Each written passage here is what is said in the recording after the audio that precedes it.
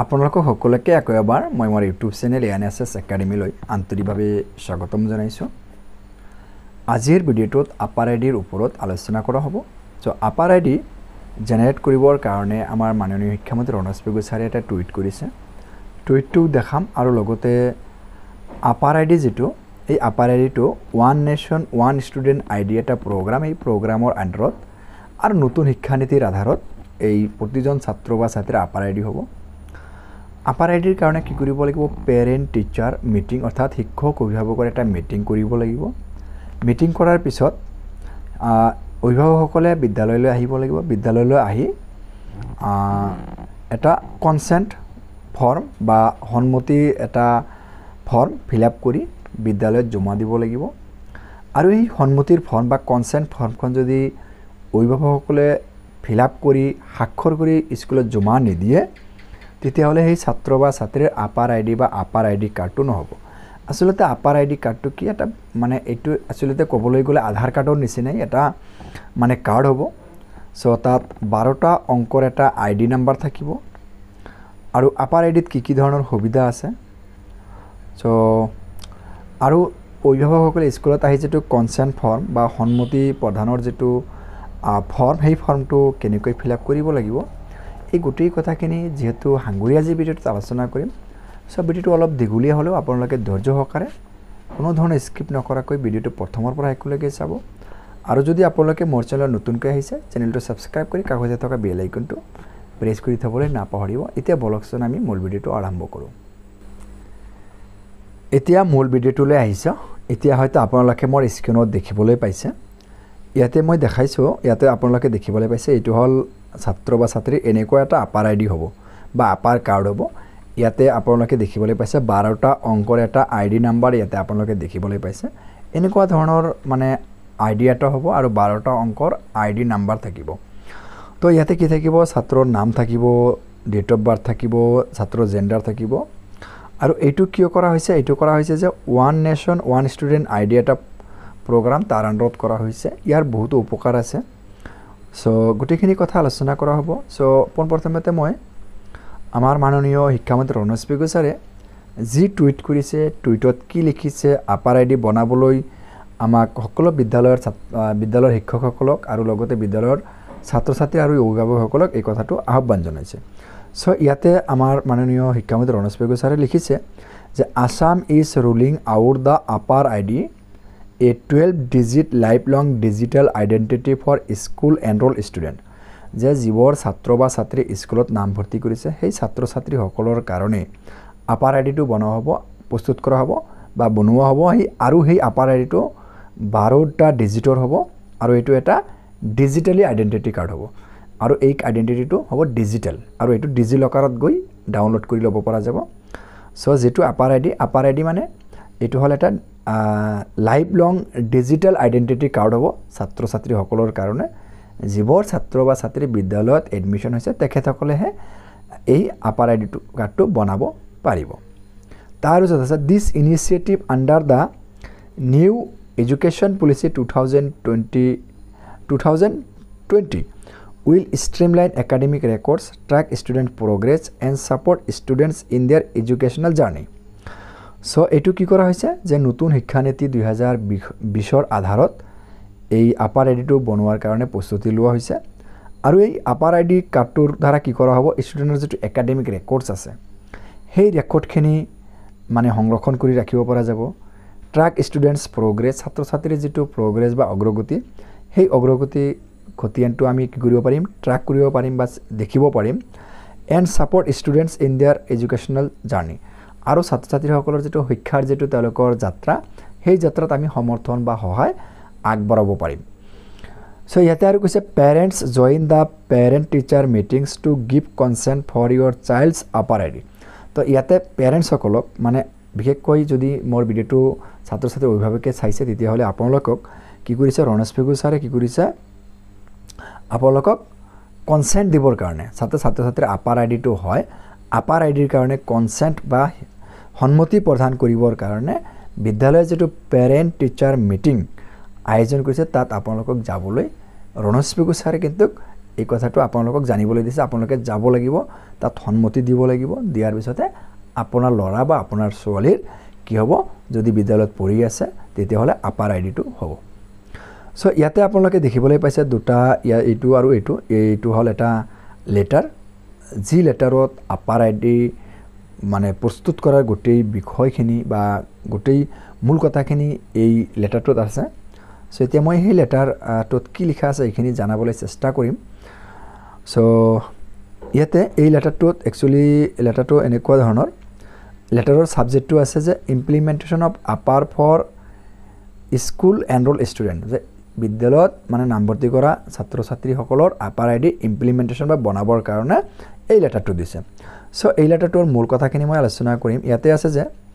এই লেটাৰটোৰ যোগেদি কি কৈছে 12টা ডিজিটৰ বা 12টা অংকৰ আপাৰ আইডি কাৰ্ড ছাত্ৰ বা ছাত্ৰীসকলক প্ৰদান কৰিব লাগিব আৰু লগতে ইয়াতে এটা কথা আছে যে ইয়াতে আছে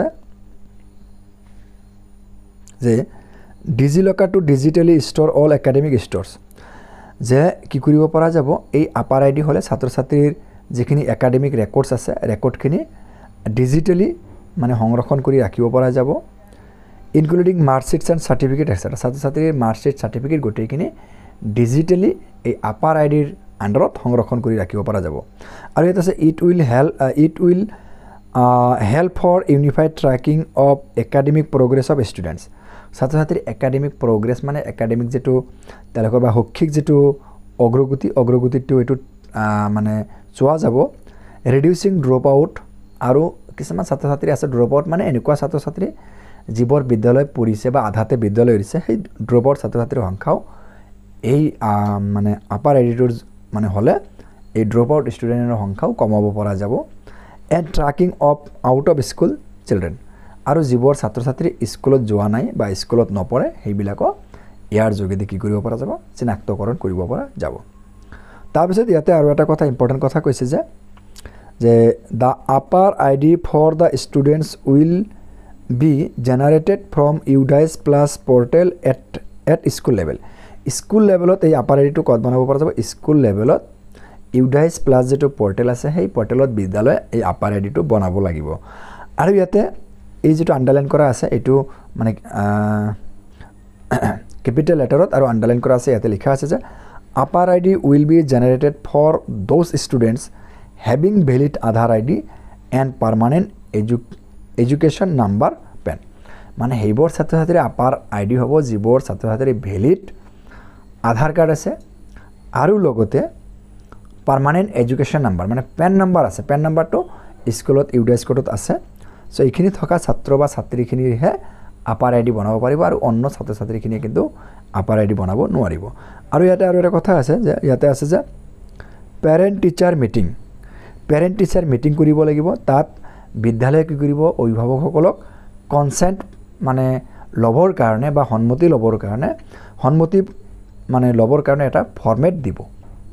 সো সেই ফৰ্মেটটো ফিল আপ কৰি অভিভাৱকসকলে বিদ্যালয়ত সন্মতি দিব লাগিব বা কনসেন্ট ফৰ্মখন ফিল আপ কৰি বিদ্যালয়ত জমা দিব লাগিব ঠিক আছে সো সেই কনসেন্ট ফৰ্মখন মই দেখাম এতিয়া এইটো হ'ল সেই কনসেন্ট ফৰ্ম বা সন্মতি প্ৰদানৰ ফৰ্ম ইয়াতে আছে যে আপাৰ আইডি সৃষ্টিৰ বাবে ছাত্ৰ ছাত্ৰীৰ পিতৃ মাতৃ বা বৈধ অভিভাৱকৰ পৰা সন্মতি গ্ৰহণ তো এইটো সন্মতি গ্ৰহণ কৰিবৰ কাৰণে কি কৰিব লাগিব প্ৰথমতে লাগিব ইয়াতে বিদ্যালয়ৰ নাম লিখিব লাগিব তাৰপিছত ইয়াতে আছে বিদ্যালয়ৰ নাম তাৰপিছত ইয়াতে আপোনাৰ ল'ৰা বা ছোৱালী বা ছাত্ৰজনৰ নাম ইয়াতে লিখিব লাগিব আৰু লগতে এই সন্মতি দিবৰ কাৰণে গাৰ্ডিয়ানসকলে কেইটামান ডকুমেণ্টছ লৈ আনিব লাগিব সেই ডকুমেণ্টছ কেইটা মই ইয়াতে দিয়া আছে যেনেকুৱা মই দেখাবলৈ চেষ্টা কৰিম ইয়াতে আছে আধাৰ লাগিব মানে এইটো অভিভাৱকৰ লাগিব কিন্তু এই সন্মতি দিবৰ কাৰণে অভিভাৱকসকলৰ আধাৰ কাৰ্ডৰ জেৰক্সটো লৈ আহিব লাগিব নহলে পেন কাৰ্ডটো লৈ আহিব লাগিব